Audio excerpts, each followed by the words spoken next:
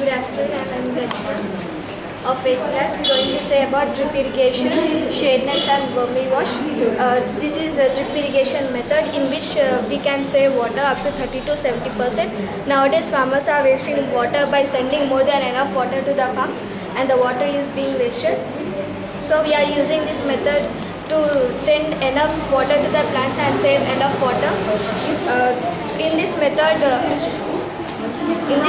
this method, we are taking water from borewells, which is connected to the sand filter, which removes the sand particles, and the hydrocyclone filter to remove fungal and viral organisms from the water.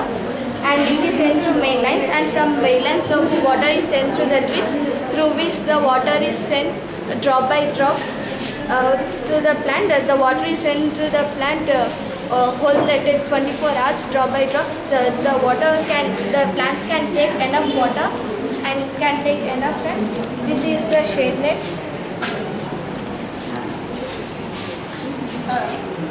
In summer seasons, the plants take high temperatures of sunlight and get dried up very soon. So this method, this shade net protects the plants from high temperatures of the sun.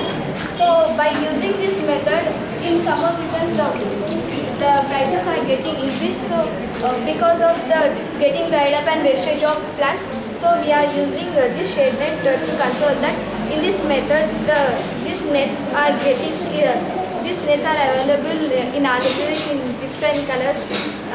According to the need of the plant, the shade nets are to be used. This is vermi wash. In this method, we are keeping some of the layers, starting with some 9 inches of concrete, 9 inches of bricks, 9 inches of sand and vermi compost with earthworms.